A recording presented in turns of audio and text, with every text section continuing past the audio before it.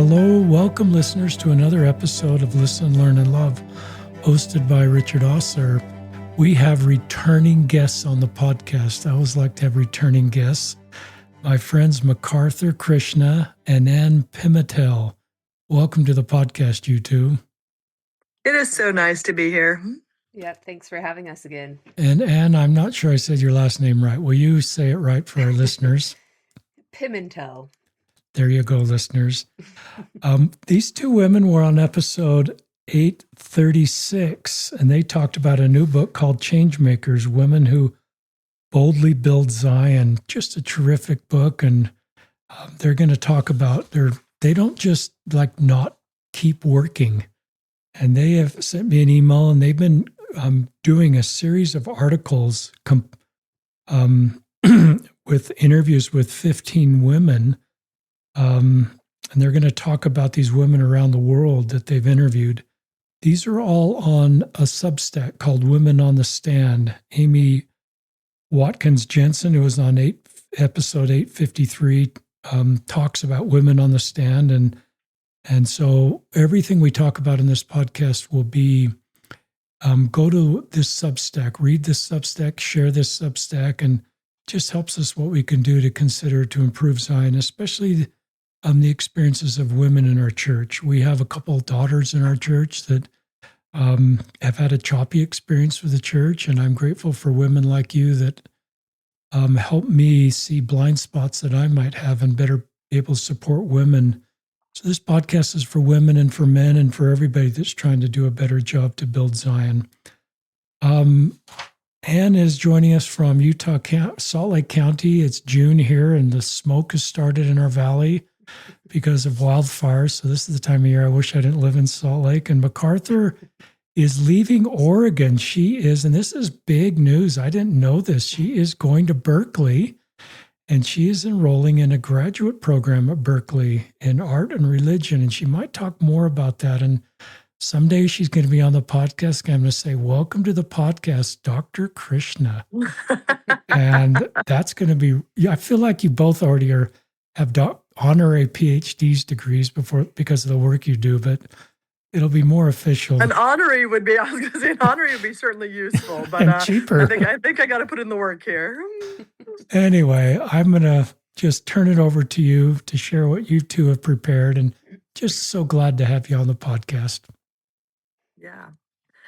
So, Matriarchs asking questions came to be because it was a dovetail of things, actually. So we were working on the Changemakers book, and it just won an award, which is lovely. Wow. It's nice. I know, right? It's nice to know that your work is appreciated and that people see the significance of it. So we won for the best picture book of the year. And the reason that Changemakers, I think, is so vital in the landscape is that it's a clarion call to us to be changemakers, right? That it is saying that the way we build Zion is not always God inspiring the prophet to inspire the 12 apostles to trickle down 5 years later into our manuals. Yeah, it can happen that way. But we are called as change makers to step in when we want to do something and see something done differently. So we had been working on change makers, and then all of a sudden we realized kind of two things. One is we wanted to know what more current day change makers were doing. So one of the women in the book was Melissa Inouye, who passed away, but we just adore. And so we did have some modern day women, but we wanted to kind of look around the landscape and say, what is happening with women in our day? However, we also realized that we don't have a lot of forums where women who are ahead of us on the path are heard. So at the last general conference, we had 3 women speak out of the number of people who spoke. The general conference before, I think it's rotated between 2 and 3 for the last couple of years. Mm-hmm. And the catch with that is that if we only hear from 2 or 3 women at general conference, then it means that for the next 6 months, as we're studying conference talks, we're only hearing from 2 or 3 women, right? So that means we get 10%, right? 10% of the talks we're going to hear from our matriarchs. And so Anne and I sat down and started talking about how can we honor the wisdom of women. A general authority recently said we can start by listening to women. When someone asked him, how do we go about valuing women's experience at church? How do we go about including women? How do we go about changing women's experience? He said we need to listen to women. Well, if we're going to do that, we need to have venues for that. And so Anne and I sat down and started talking about like the matriarchs in our own lives, the women who are a little bit farther down the path, and saying where can we find more women with more experience? So one of the women is in the book is Kathy Peterson. And Kathy Peterson is a woman who is an artist, and she was the painter for the Girls Who Choose God series. And at that time, I was living in India, and she came to visit me. Listeners, if you want a great mental image, Kathy Peterson has shoulder length, wild, curly gray hair, and I got her on the back of an elephant. The elephant came walking down my driveway in India. They came running in, Madam, Madam, Madam, Awaji, come right now. And I come walking out, and there's an elephant coming down my driveway. So we stopped the elephant and hopped up on a fence, and I put Kathy Peterson on the back of an elephant, right?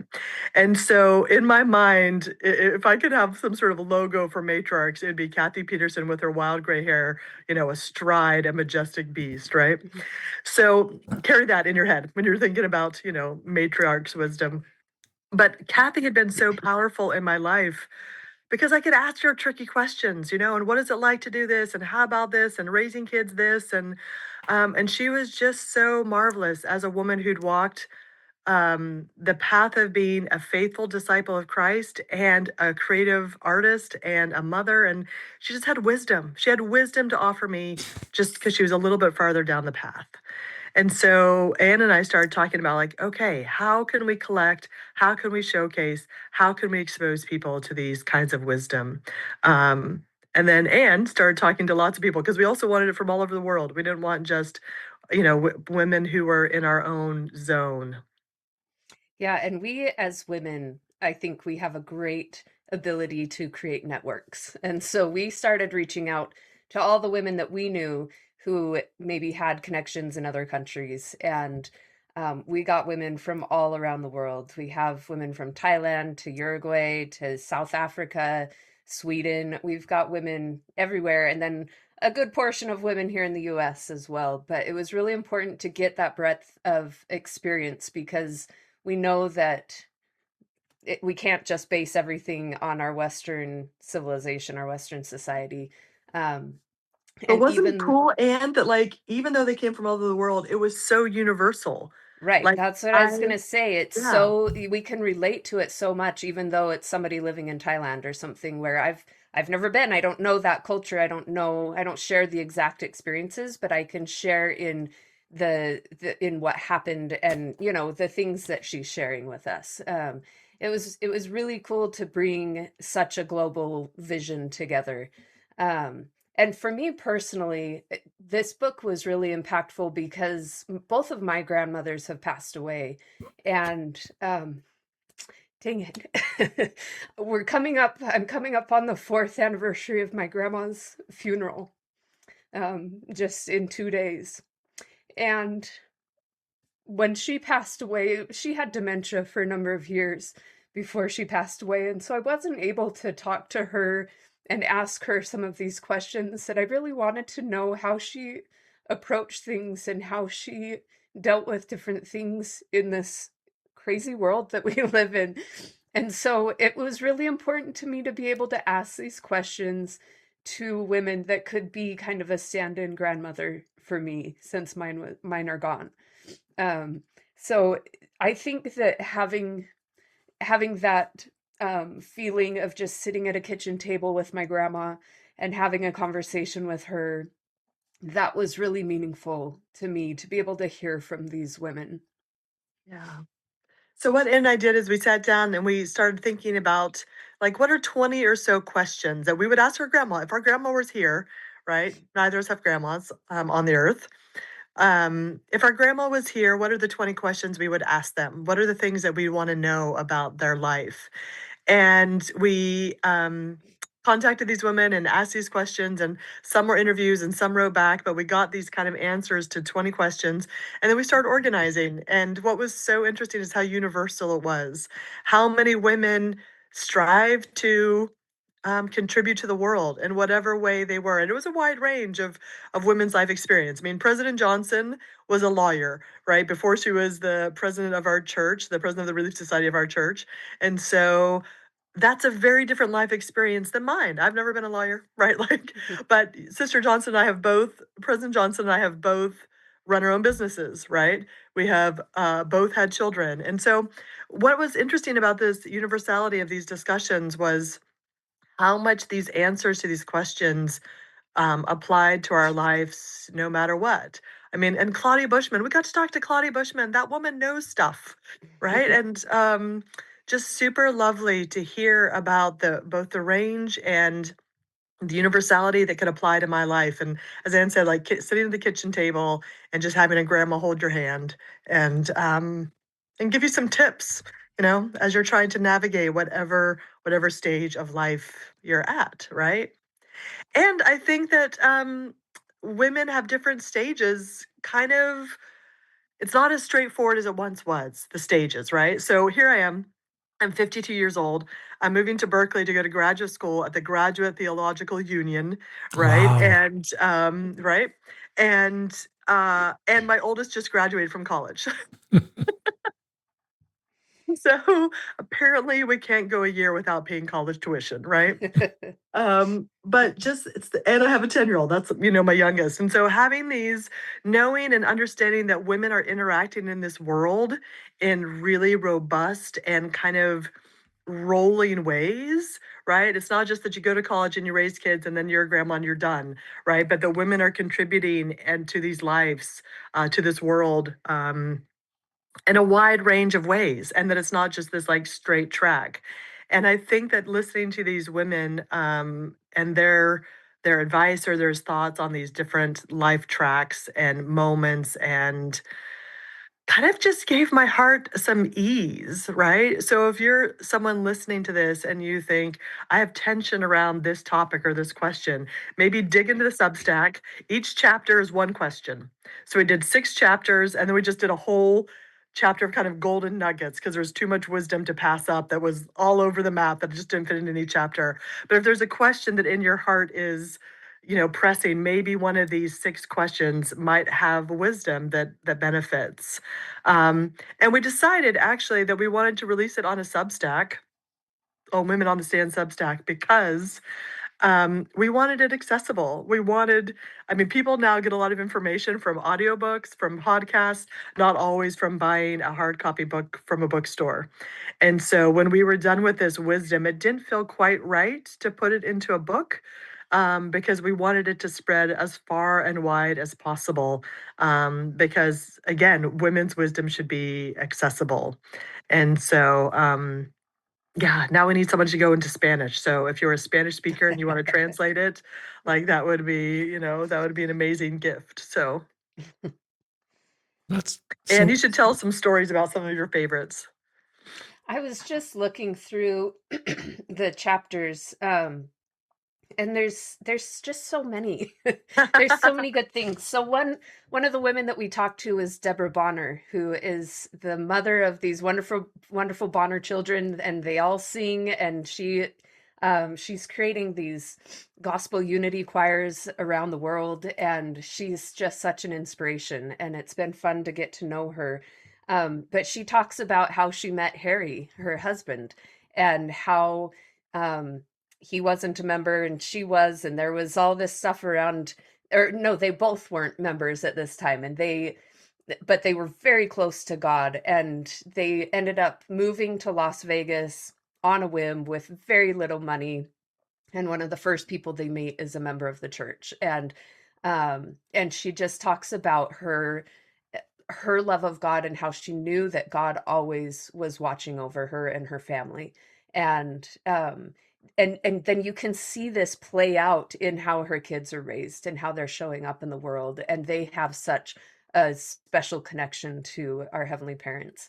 And so you just get little insights into these women's lives of things that were meaningful to them and experiences they had that put them on the path that they're on, to do great things. And these great things, it doesn't always have to be this gospel unity choir or writing books. We had a woman that wrote books that were on the New York bestseller and Oprah lists and things. And, it doesn't always have to be these big and wonderful things, how we contribute to the world, but it's all the little things that we do along the way that are also making a difference.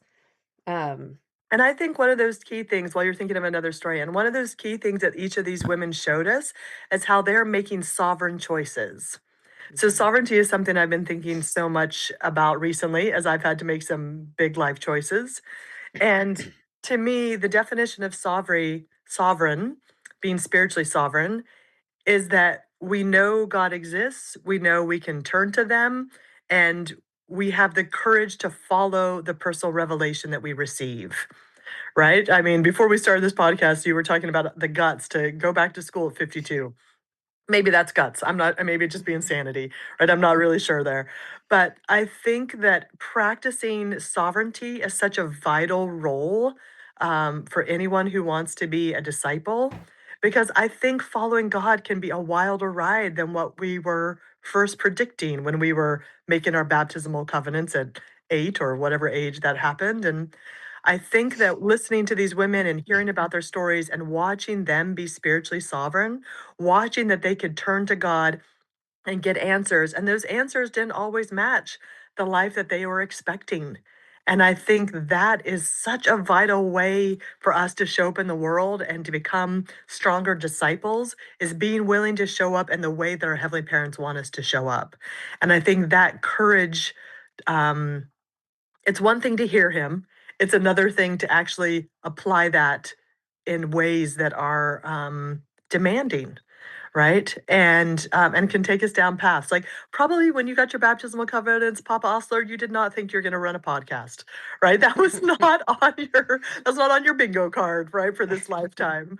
And so letting God work through us so that we can contribute to the world, I think is such a vital idea. But sometimes letting God work through us is, I wouldn't even say sometimes, often more expansive and more demanding and different than what we would have predicted for ourselves. And so one of the coolest things about these women is watching how they let God work through them.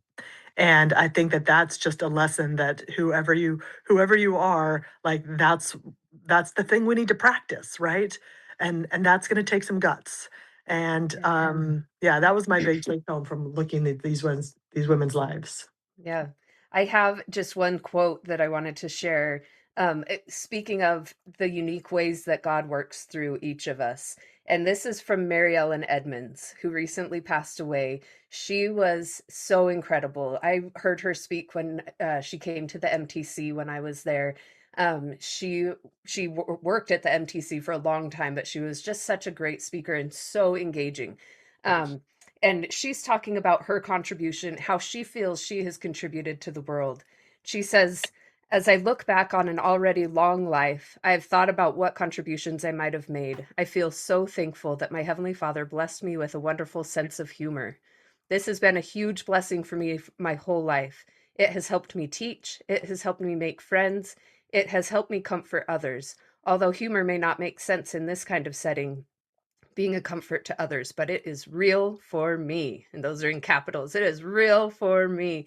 And her humor was so fun. You should definitely go look her up on YouTube. And there are videos of her, compilations of her laughing in her talks. When she shares a joke or something in her talk, she has the best laugh. It was so great. And so she used humor to be a conduit to God. And I think that's such a unique thing because we always think of our heavenly parents as, or needing to be somber and, quiet and reverent when we're talking about spiritual things. But Mary Ellen Edmonds taught us that we can be lively and fun, and that is still having a connection to our heavenly parents. I love all of this, and I've been on the Substack right now, just sort of ask the matriarchs, what should women know? You're talking about these very issues. Ask the matriarchs when life is hard. Ask the matriarchs, golden nuggets. I just love the framing of the work you're doing is getting insights from the matriarchs. I love, and how those principles and insights scale to all of our lives and the roads we're navigating. So matriarch wisdom is just a golden term to phrase this up. But keep sharing, or I can start asking you questions. One of the special parts about this book for me was that I got to put my mom in. Oh, right? Tell us about that. Yeah. And so what I loved so much about it is that my mom doesn't see herself as a person who carries wisdom, right? And so one of the things that was also beautiful about this is I think that an acknowledgement that someone like Claudia Bushman has had a wide platform, right? Like she has shared her thoughts for decades. Someone like my mom, if you said to her, like, oh, do you have wisdom? Share your wisdom with us. She may hem and haw and demur and think, oh, I don't have anything that, must bah, right? And I think that is a common reaction among women, right? And so one of the things I liked is sitting my mom down and kind of forcing her to be like, okay, mom, let me reframe. Instead of tell me your wisdom, how about if we just sit down at the table and you talk to me about this, or what do you think about this, or how did you experience this in your life? And then the stories and the thoughts and the wisdom just poured out of her, right? Because of course she has life experience. Of course she has been through things and around things and considered things. And my mom and I are about the most opposite personality you can imagine. Like we are different, right? But I also think that like the other day I went in to check on my daughter for something, my youngest, and I reached out and I was, she was sleepy and I was rubbing her foot. And all of a sudden I realized that my hand was moving in the same rhythm that my mom had always done that exact action with me. And I was like, "Oh, this is so baked in." Right? That even though we're very different personalities, like the genetics of that rhythm like held true. And I think women and men both could benefit from reading about asking the matriarchs, but I also would like people to kind of pause and think like what is the and if wisdom makes someone uncomfortable, what is the experience or what is the life? If you're still living, you've got life, right? What is the life you have to offer someone else? And where are the places that you can show up to pass on that offering, right?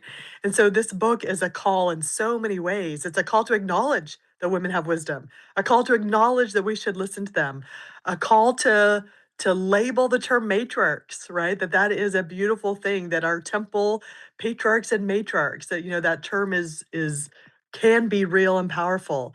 It's a call to us to recognize our own wisdom. It's a call for people who are maybe not yet at the grand dame stage, to still think about how they can be sovereign women in their lives and how to build the life that they want. I mean, part of the reason I'm going back to graduate school is about a year ago, I looked around, and I thought, I want my life to be different, right? So what am I going to do? What am I going to do to make this different? And I just think that this book offers a leverage point, or even if you don't even read the book, this podcast offers a leverage point for all of those different things that I just said, right? But to create the life we want and to then offer it in service. Um, and I think that that's something that working with my mom and seeing all the stories that could pour out of her, even when she didn't think she was, in the category of wise matriarchs, right? I think is really an important idea that is highlighted by the existence of this project. You know? Yeah. One of the chapters that we have in the book talks about changes over time. These women, I mean, I'm 43. We'll just all throw our ages out today. um, I I haven't experienced a lot of the things that these women have experienced, and they were sharing how they weren't allowed to wear pants when they were growing up, or they wore gloves everywhere and little hats to church, or, whatever. They couldn't have a checking account or a credit card, or, sign for a house or for appliances, or, anything. And so much of that was just a given from my birth on. And so to realize that so much work has been done and women have been advocating for change for centuries, for a long, long time. And some of those things are hopefully set in stone. I mean, nothing feels set in stone these days, but hopefully a lot of these are set in stone. Some of them still need attention and still need people to advocate for things to be changed. And it's helpful for me to realize that there are other women, like I'm just joining a force of women that have been doing this for a long time. If you've seen the play Suffs, about the suffragist movement, that kind of explains it, that you're just stepping in to a group of women that are on a path moving a certain direction, and you're one of many, but the work just needs to keep progressing, and the new people that come in have new ideas and new approaches and new ways to get things moving.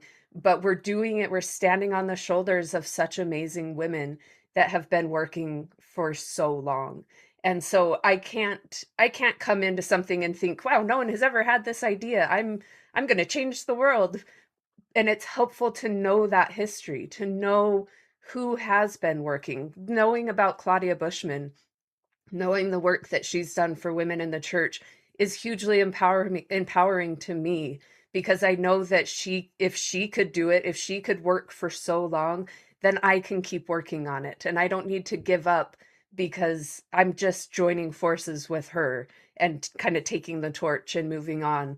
So it's just so empowering to see that history of where women were, what we're doing right now, and then dream and imagine for something better, and just keep that ball moving. So it's really, I love this chapter. This is one chapter that I think has been really impactful for me personally. And we talk about different things, like MacArthur was married late in life and I was married early on, and she wanted all boys and I wanted girls, and we each got the opposite. She only has girls and I only have boys. And there are things that maybe society tells us this is how you need to do it and this is your trajectory, and we can step out of that and say, well, I'm going to go about this a different way, and I'm going to take this history that I know of these powerful, amazing women, and I'm going to use that as an impetus for me moving forward. So I think that's one of the highlights and beautiful things about this book. Yeah, I love so Anne and I wove in our own life and thoughts and experiences as we're offering these other women's stories. And I think that we do a really good job of highlighting the difference of that. There is no one life to God, right? Mhm. There's a life in service to God, but that can look really, really different. I mean, as you just mentioned, one of the differences is the timing of when we got married, right? But I think that understanding that there's universality and there is an individual plan for our lives. So we believe our heavenly parents crafted an individual plan for our lives, and that looks really different for different people. I think that's a powerful and kind of reassuring idea. They don't have to look around and be like, why is my life not looking like this person, this person, this person's, right? That the lives we highlight in the book, including our own, are different, right? Serving God can look different.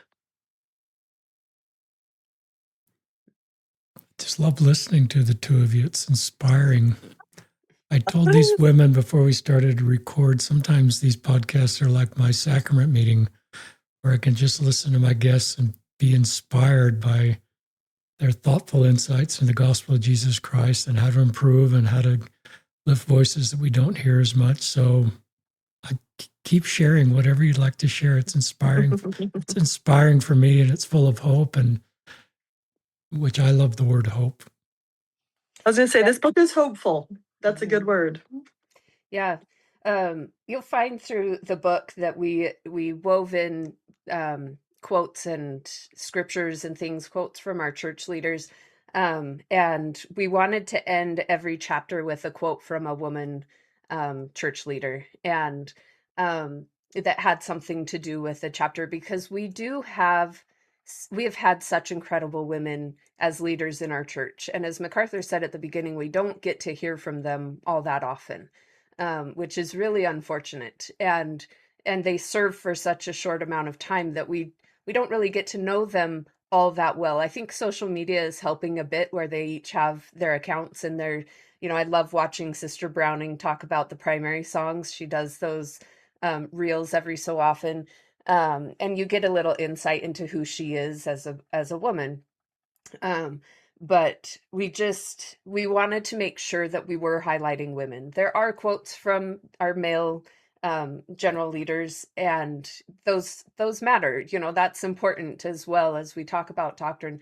But we really wanted to make sure that the women had a place. And I will tell you, I was the one that went through and found all of those quotes, and it's hard to find quotes from women.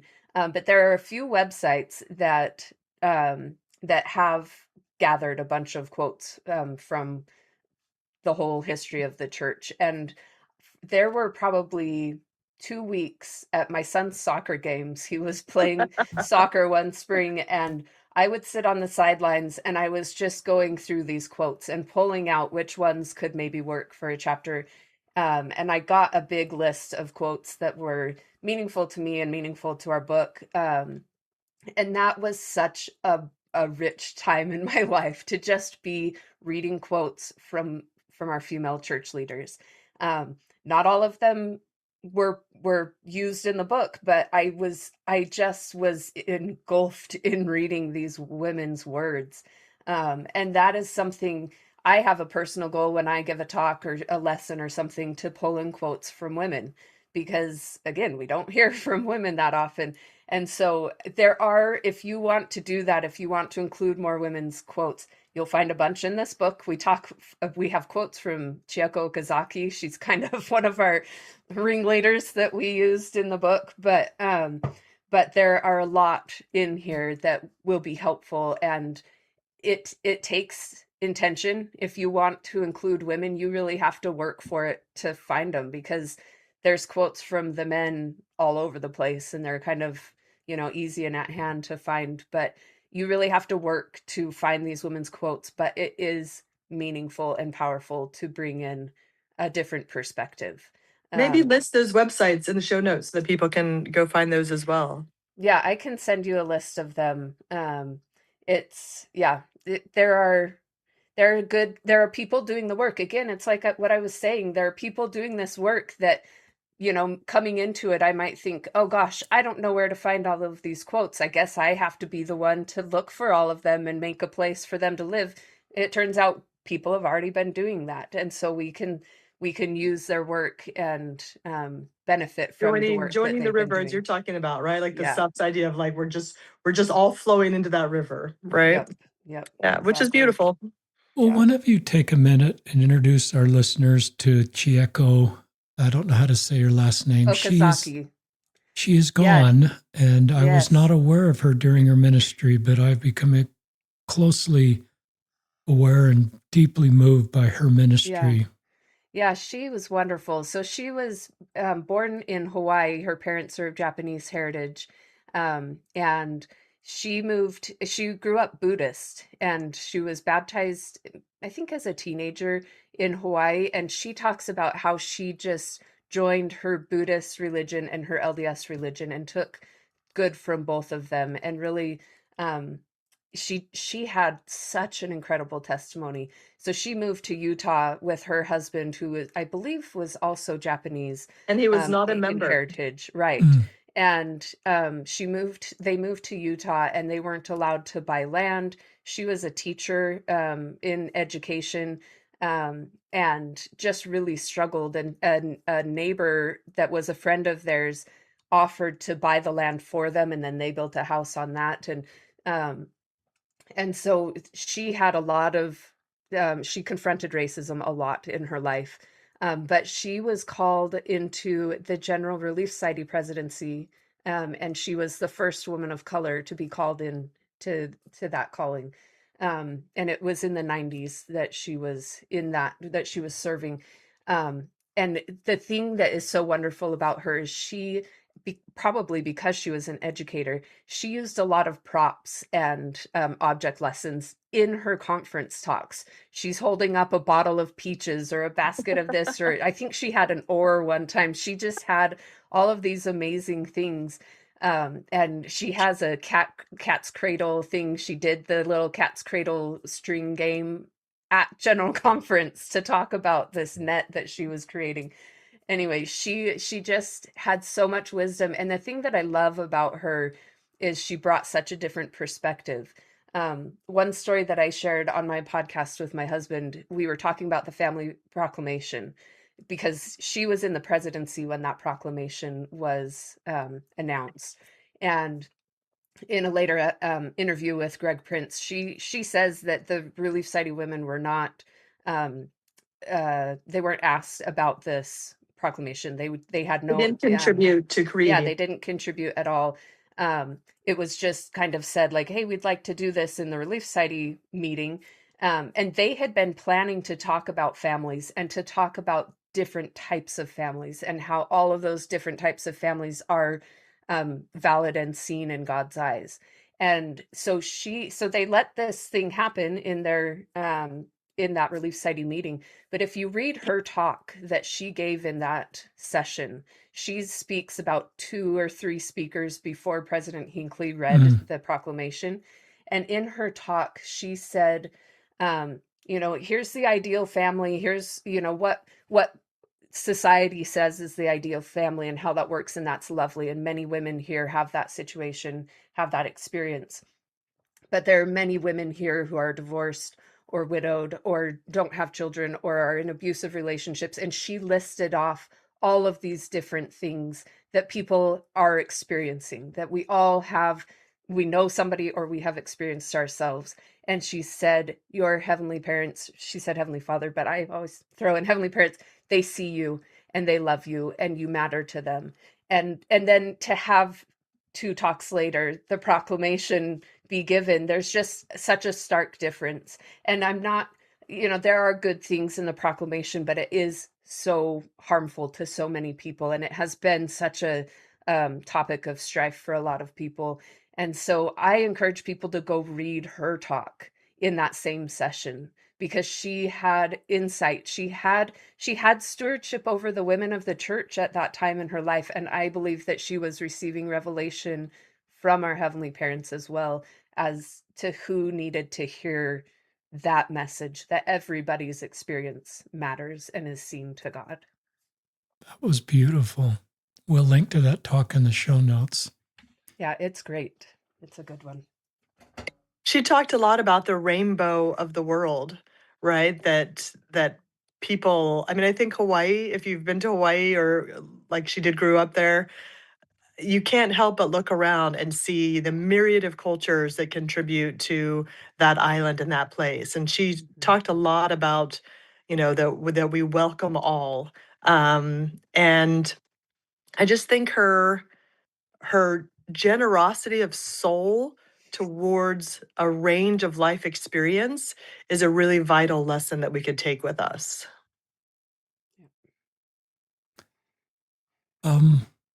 I'm listening this through the lens for you that are men. What can we do, and what's our responsibility in this space? Is it just up to women to sort of improve the culture for women, or what's the role we have as men? And I think we as men, because it's a patriarchal organization, have a huge responsibility to elevate the voices of women. And I kind of use the principle of what we can do in our circle of control or influence. And so if we're a bishop or a stake president, or a father or a rank and file member, what can we do? And there's So Women on the Stand has a great highlight that they've saved about changes you can do today that are in line with the handbook, right? And so if you're in a position where you're referring to the handbook and need to make sure you're in line with that, they have a highlight bubble about things you can do today. And then there's another one that says, and here's our things that we could just do overnight, right? That this is not, it doesn't take capital R revelation to change how we do things, right? That we can make choices along the way. And so I think what you've highlighted is vital, that men in our faith, in our religion, sit in positions where women are literally not even present. So, for example, recently there was a change in my stake of leadership. When an area authority comes in to reorganize a stake, there's set men that they consult. The current stake president, the elders quorum president, some of their counselors, and then they get inspiration about who should be the next stake president. And obviously that inspiration, they're attempting to tap into God's wisdom, to get who that should be. But President Nelson has said that good information informs inspiration. No women are consulted, no women are on that list to say who should be our stake president. So if you're an area authority coming in, or you're a stake president, or you're an elders quorum president, you might say, hey, have you asked the Stake Relief Society president? They've interacted with all of us. They have a different way of interacting with us. They probably have ideas on this. And so I think that there's such an opportunity as the male leader who's in each of those positions to do things in a different way, right? That you Yeah. can actively show that you value women's wisdom, but it's gonna take a change in protocol, right? Yeah. And I think, like I was sharing earlier, it takes intention. It takes work to do it. If you want to add women's voices to your talks and to your meetings, you have to do the work to find the women's voices. And I think there's a lot that you can do structurally, like McArthur's talking about. When you're in a position where women are not included, there's things you can do, but there's stuff that you need to do on the inside, the inner work too, to kind of prepare yourself to hear it, to hear women. I had an experience with my husband when, before Elder Renland gave his talk about Heavenly Mother in conference, and I there was word coming down the pipe about that talk, and I was talking to my husband how frustrated I was, and just kind of uneasy about what he was saying leading up to that talk. And he kind of tried to mansplain it to me, and like, oh well, he probably means this, or whatever. And I stopped him and I said, listen, this church is built for you to feel comfortable and to fit in, and it's not built for me. And I need you to hear me, that this is hard for me, and this is meaningful to me, that this stuff matters. And he was quiet for a little bit, and then he said, okay, tell me everything I need to read, give me the podcast to listen to, let me know what I need to do, what work he needed to do to understand better where I was coming from. And if a man is not willing to do that work, to listen to women and to hear our experiences. I mean, one book that I love sharing with men is Nylan McBain's book, Women, or Women at Church. Yeah. That book helps explain what it's like to be a woman in the church. And my husband read that book, and he listened to all the podcasts, and he is such a good ally for me now and for other women. And he's able to, he has been able to step into this role of advocating for women in a way that he wasn't doing before. And so I think that men really need to have um, have a desire to actually learn and listen from the women who are speaking. And so that's one of the reasons that this book is important for men as well, because it shares experiences and perspectives that they can't have because they are not women. So We there's have some to. research that talks about how, just to dovetail on this, and there's some research that talks about how the study they did at Yale and at BYU, and they were doing a group project, and there's actually lots of interesting things that came out of it. But one thing was that research has shown that when a woman spoke, almost invariably the very next comment undercut what she just said, contradicted, pushed back on, did not listen or hear. So I'm not saying not to be a critical thinker, right? That's how my Mhm. brain works. But at the same time, to maybe put a pause in there to say, oh, my natural inclination is to say, well, but, right? Kind of what, Anne's husband was doing. And instead of that well, but idea, to pause and say, why am I feeling the need to push back on this or undercut this or contradict this? Maybe I just need to pause and say, Anne knows more about this than I do, right?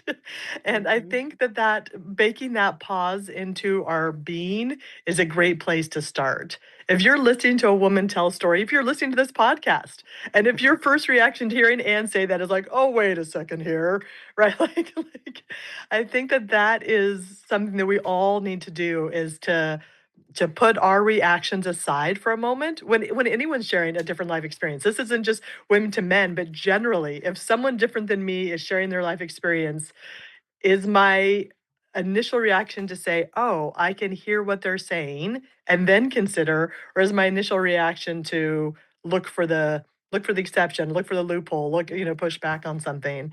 And Yeah. I think it's even for women too, right? Like all of us, as we're hearing someone's life experience, need to have that pause Yeah.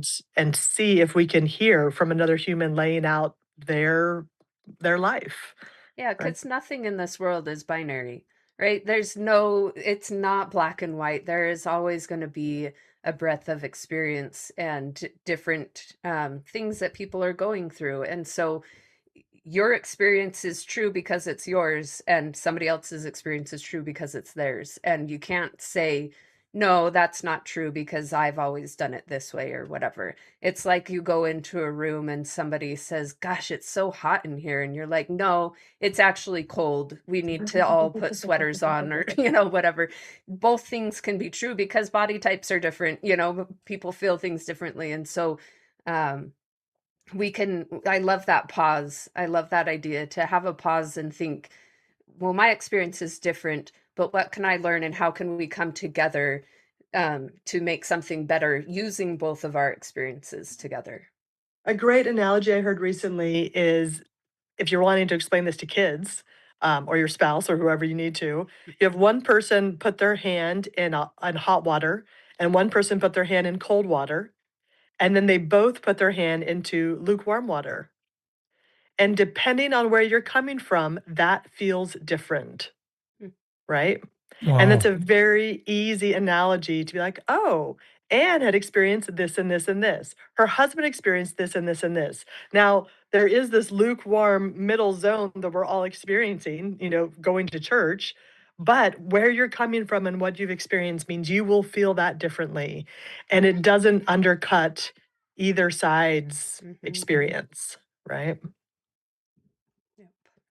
Boy, it's just super helpful listening to you. And my mind starts turning on things I wish I had done and when I was a YSA bishop, and wish things that I'm thinking through men's lens of what a bishop can do, and the importance of ward council to set the tone for the whole ward, and how the bishop, you know, I mean, I'm thinking outside the dots. Wouldn't it be great just to have a ward council discussion on how to better support women, and have that be the full focus of a ward council with a prayer focused that way, and assignments. I love what your husband did. I love, Anne, that you were direct with your husband, and I love the way he responded. And can you? So I think of that, and I think, how can we scale that church wide? Because that's a beautiful experience, and is curiosity. And but I'm just thinking of the ward council and or the stake council, and what Mhm. that male leader could do in that position of privilege to really do the things you're inviting people to do. Um, you And know, I have to say that at the last Restore conference, we did a panel on partnership at church. I love that phrasing Yep, right there. That's awesome. Hmm. partnership at church. And women on the stand, and I, and a young person who represented a different point of view, and a stake president did this panel. And what was fascinating is in the Q&A time, almost everyone's experience, I mean, it was a fire hose. People started standing up I'll and like, bet. like this is what I've experienced, right? And a panel is a little bit of a hard time to receive that fire hose. But almost every single comment that came was about someone's experience at a local level. It was less about the big overarching structure and more about the rub of the local touch points, right? And so I also love a friend of mine is a Relief Society president, and she read about the Pew Research. So for those of you who don't know, Pew is an organization that studies religion in America, not just LDS religion. And then they release a report every 7 years. And the last report they released said for the first time in the history of the LDS United States Church, there are more men than women who are associating with the church, who consider themselves LDS. Women are leaving the church. That's what the data shows. Agreed. And so what is interesting is my friend came to me and said, I heard about this research, but I have never once considered any of these topics. I have never once considered, I have not had this experience. This is not how I feel going to church. And she said, so can you walk me through what other women may have experienced? And then, as the Relief Society president, she stood up in her Relief Society and said, this has never been my thing. I have not had these feelings. However, I don't want to contribute to the problem. So to me, and this Wow. is the idea I would close on, whatever thoughts you also have, Anne, but this is what I would close on. We are all called by our baptismal covenants to be good Samaritans. And we may see someone on the side of the road, and instead of thinking, well, I've never felt that. I've never been set upon by thieves. I've never been broken and bloody in the side of the road. Like, that is not what we are called to do. So, like my friend who said, I've never had this experience, but I don't want to contribute to it. If you are listening to this and you think, well, I've never felt that way, I've never once had a concern about how women feel at church. Okay. But you are called to be a good Samaritan. And a good Samaritan doesn't say, I haven't been bruised and bloody in a ditch. A good Samaritan says, I can see someone, I can see the research of many people who are having that experience. So, what does my baptismal covenant behoove me to do in the face of someone else having a painful experience? And whether that someone else is a minority in our church by race or by LGBTQ or by women or by whatever experience someone is having, like, what does it behoove me when I see someone in pain? And I think that call to be a good Samaritan is what this is really about, right? That if we are seeing people in pain, how do we react? Do we immediately say, well, pain's a little bit of a, exaggerated term here. It's not really pain, right? One woman informed me of that. And so I think that one of the things our matriarchs asking questions is that it gives us a view into people's world that may be different than ours. And if you're listening to this, you can go ask someone and say, what has your experience been? And how can I tend to that? How can I love? I think that's what this book also does, is open that conversation. Yeah. I mean, the Good Samaritan is such a good example for that. And it's also the first two commandments, right? To love God and to love our neighbor. And for me, everything boils down to love. If you love anybody, you're going to treat them better and you're going to want better for them. And I And don't love is not saying you haven't had this experience. Right, right.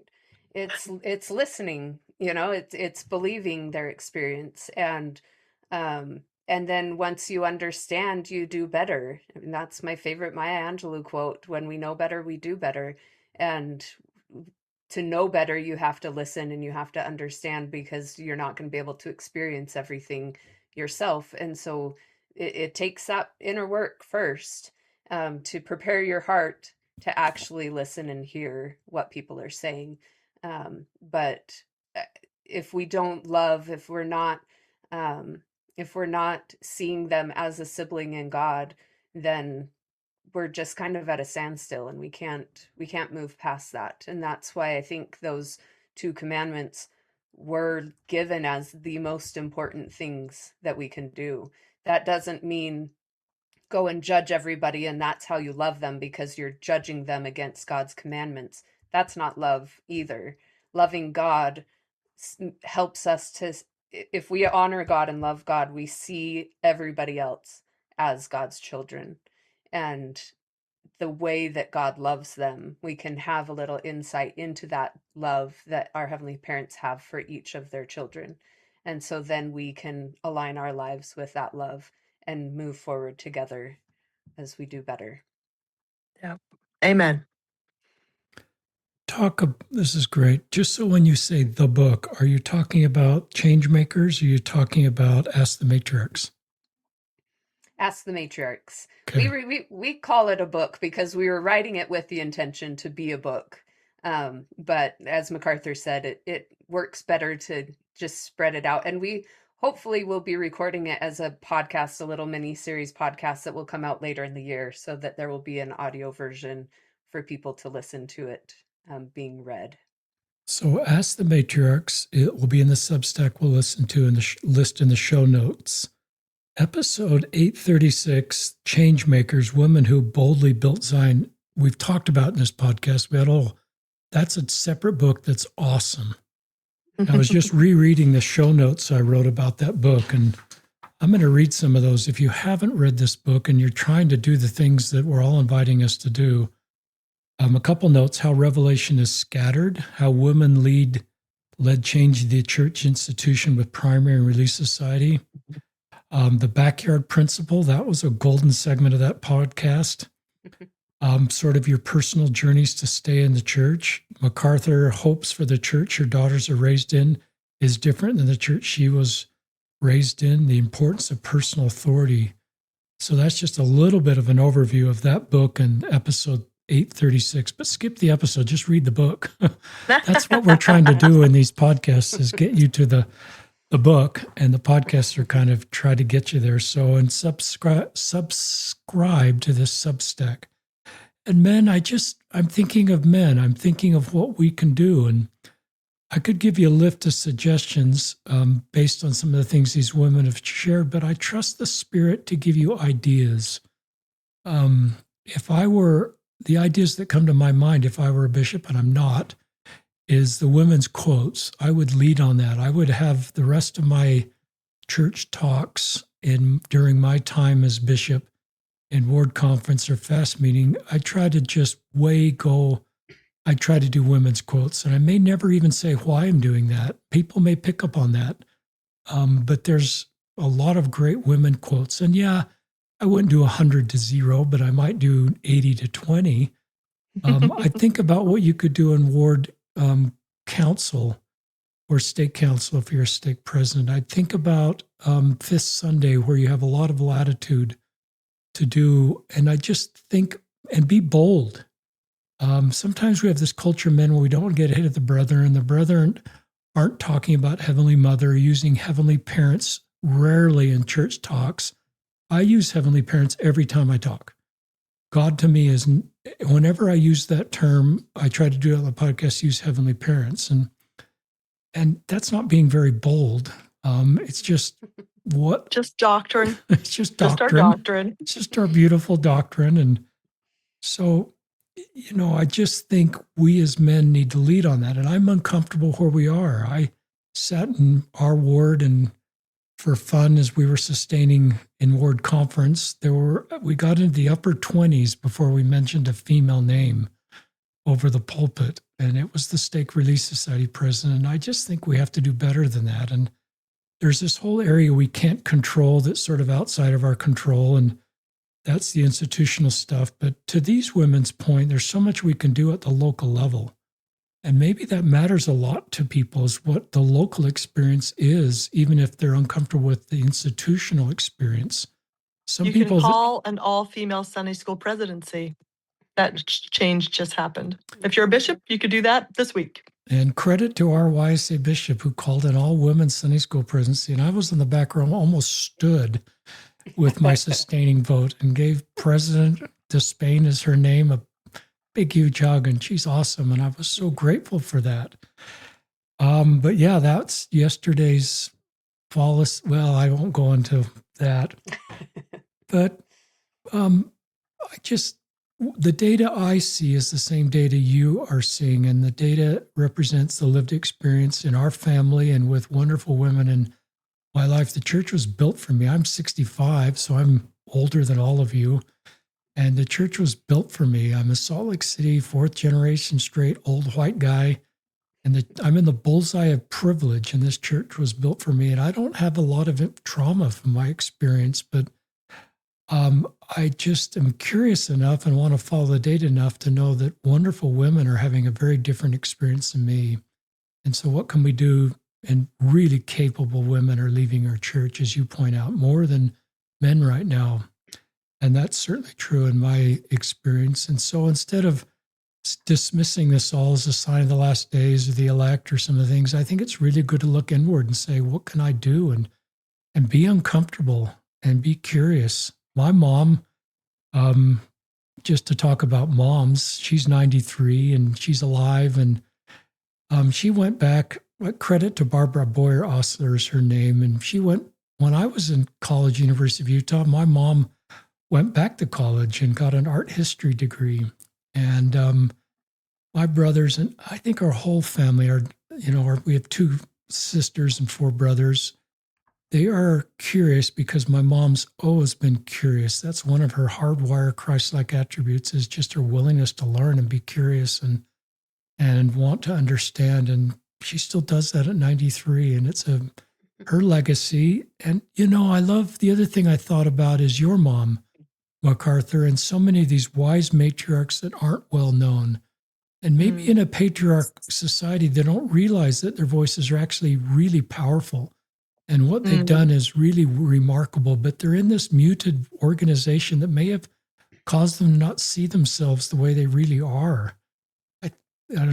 So I love the work you're doing to elevate the voices of women in this beautiful phrase, ask a matriarch.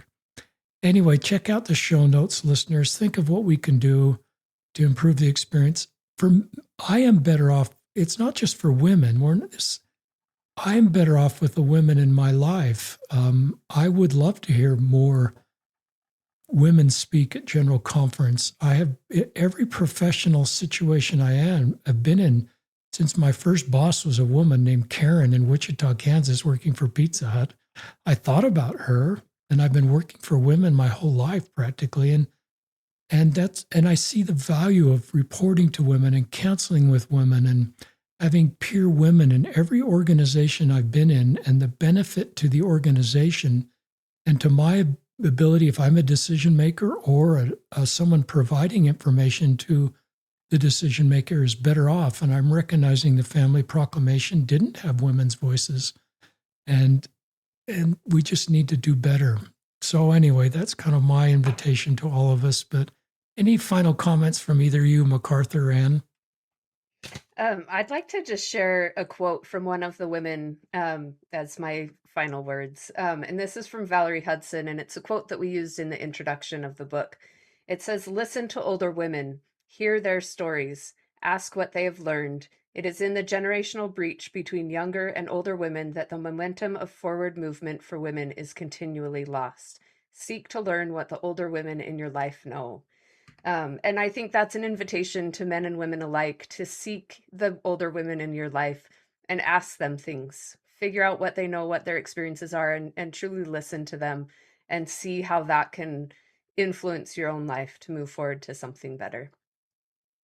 Amen. Thank you, Anne Pimentel and McArthur, Krishna, for your work and all the women's voices that you represent. And thank you, our listeners, for listening. Please check out the Substack. Check out Chieko's talk. We're going to link to that and the other things, the women's quotes in the show notes, and share this episode with others and get people to engage in that Substack. And this is all of us signing off from another episode of Listen, Learn, and Love.